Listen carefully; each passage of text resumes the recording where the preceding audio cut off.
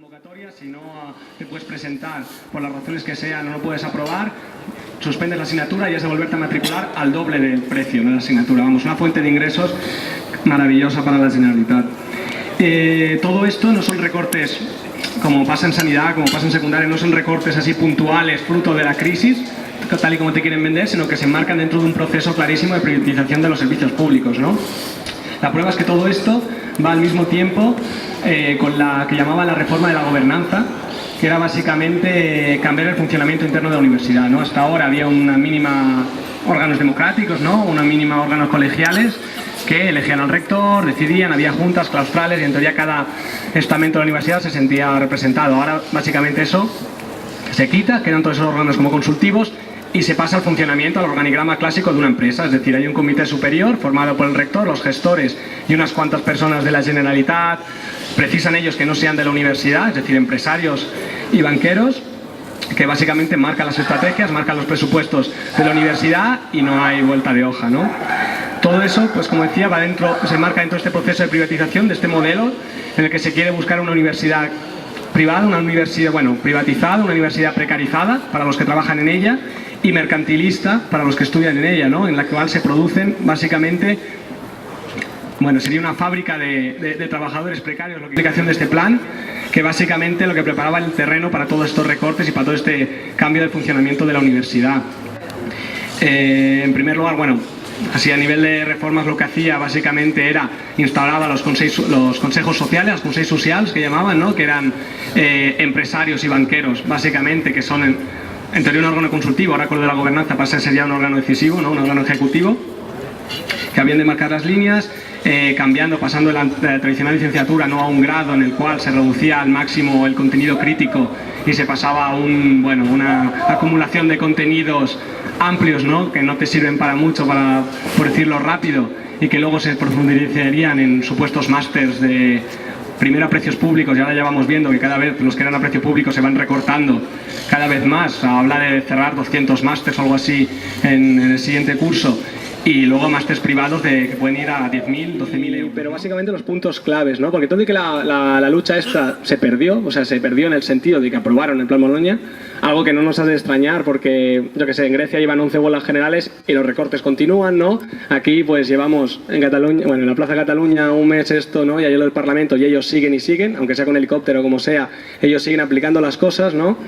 Entonces, está claro que con esa no es una derrota el hecho de que no consiguiéramos detenerlo. Y en cambio sí que tenemos unas cuantas victorias que salieron y que creo que está muy bien además compararlo con el movimiento que hay ahora de las acampadas, de los indignados o como se llame.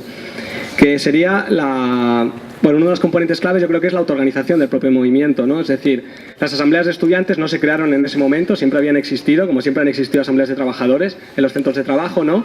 Pero sí que se pasó del hecho de que hubiera solo unos sindicatos o unas organizaciones o una gente, ¿no? Y que la asamblea era básicamente algo, bueno, que tú convocabas para convocar huelga básicamente, pasó a ser de hecho que quien lideraba la movilización, ¿no? Y quien se coordinaba, etcétera, eran las propias asambleas de estudiantes, ¿no? Eran espacios de base con los cuales tú no solo se movía la gente los activistas, por decirlo así, sino que contactabas con el máximo número de gente, en el cual pues había los debates, había discusión, era un espacio, ¿no? de creación de opinión crítica, había una originalidad en todas las formas.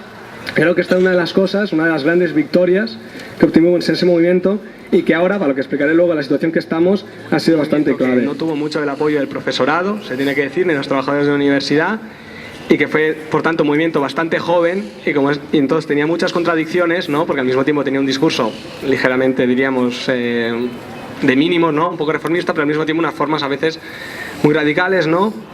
Y fue, por ejemplo, cómo funcionaba a nivel de ocupaciones de universidades, de semanas de lucha en las cuales en algunas facultades se convocaba huelga de una semana o de un día.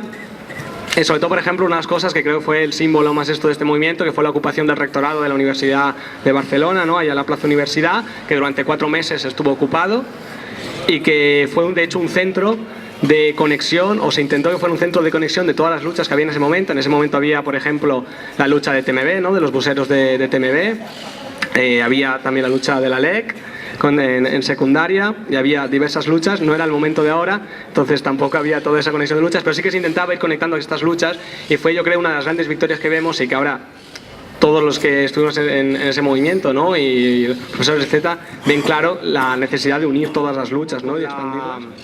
Con el 18 de marzo, ¿no? Que hubo el desalojo de la universidad y que, bueno, fue un día de bastante movimiento en la calle, bastante radicalizado. Entonces es interesante también comentar el papel de la represión, ¿no? Que tienen esto, y ahora lo estamos viendo un poco, ¿no? De la represión y de la criminalización del movimiento, ¿no? Enseguida, después del 18M, había la simpatía, un poco como el 27, ¿no? Los han reprimido, los estudiantes han pegado también a conductores de TMB que eran solidarios, a profesores, a padres, a madres, a gente que pasaba por la calle. Son unos bestias, la policía. Y luego, una semana después, estaban diciendo que eso estaba lleno de antisistemas locos que querían, no sé, ¿sabes? Ya me entendéis, un poco ya lo estáis viviendo estos días. Y bueno, hay que decir que precisamente la Mani del 26, que fue una semana después, pese a toda la criminalización que hubo, fue la Mani más numerosa del movimiento y en ese momento una de las Manis más grandes que había habido en los últimos años, 25.000 personas, y bueno, fue pacífica. Y también yo solo comentaba esto un poco para ver que a veces la criminalización puede dar un poco miedo, ¿no? Cuando en la prensa sale todo eso, pero los movimientos tampoco mueren normalmente por la criminalización, ¿no? En el caso de Bolonia se fue un poco, ya hemos estado 2 años que no había mucho movimiento estudiantil porque tampoco había luchas alrededor, ¿no? Había luchas muy puntuales y realmente pues un movimiento tiene un desgaste y si no hay una conexión y una retroalimentación con otras luchas, con otras pues se va desgastando. Y bueno, ya para acabar, yo creo que todo esto que he ido puntualizando, ¿no? Sobre todo el hecho de la autoorganización, de las asambleas, de la presencia de las asambleas, ahora se está notando mucho, ¿no? En la lucha contra los recortes que está habiendo en la universidad y que ha unido a los 3 sectores, digamos, tanto a PAS, a profesorado, sobre todo asociado, y a estudiantes, se está moviendo sobre todo a nivel de asambleas, ¿no? A nivel de plataformas, de base, y se está insistiendo mucho en la conexión, ¿no? Con el resto de luchas o evidentemente con todo el movimiento de las acampadas, con los recortes en sanidad, etcétera, ¿no? Y bueno, le voy a dejando allá. Solo decir, bueno, eso, que yo creo que el curso que viene será bastante movidito en la universidad porque nos la están destrozando y vamos a luchar por ella. Y ya está, muchas gracias.